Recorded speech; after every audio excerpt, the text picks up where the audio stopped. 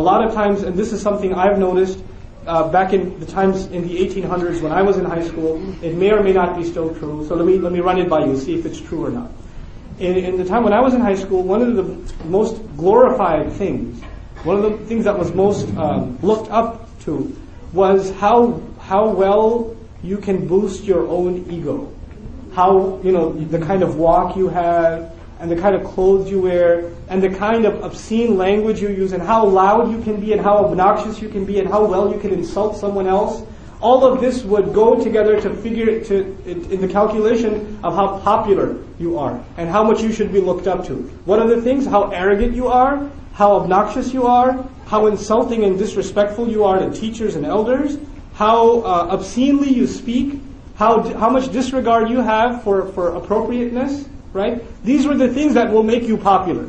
These are the things that, oh man, this guy is so messed up. I want to be just like him. Can I hang out with that? So basically, the more you act like shaitan, right, the more of a role model you are.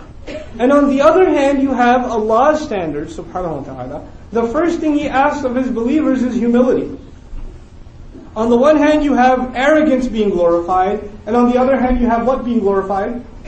Humility, right? And so the teenager sees this for a week, for 5 days in school, they see arrogance being glorified.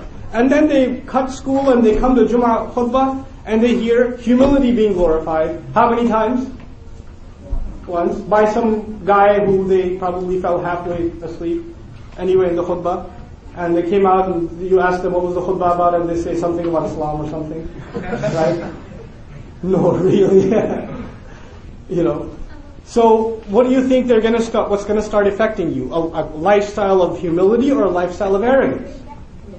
Because you're spending so much time in an environment that glorifies arrogance, it's going to start becoming a part of you. And how do you know it's becoming a part of you? Your parents say, "Did you do your homework? Come on, Mom! We've been through this. There's a call for you. All right! Come down for dinner." Oh, God! If that's your normal reaction, then you have a serious problem.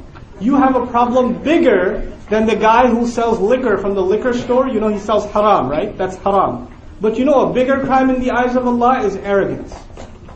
Arrogance that lies in the heart. The Messenger told us, sallallahu alaihi wasallam, whoever even has the amount of little, like a seed's worth of arrogance in their heart, will never see paradise. They will never see paradise.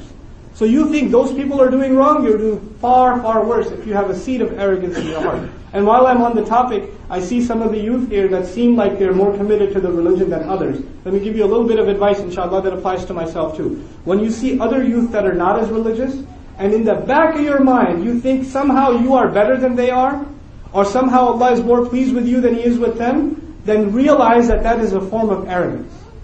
And nobody will see it. You're making salah, you're attending the halaqat, and you're dressed, and your appearance is that of a righteous person. Anybody would see you and this other thug on the street, they say, this guy is good. That guy pretty bad, right? But Allah knows that there's a seed of arrogance inside. So watch out for it. Nobody can point that out to you unless you do introspection of yourself.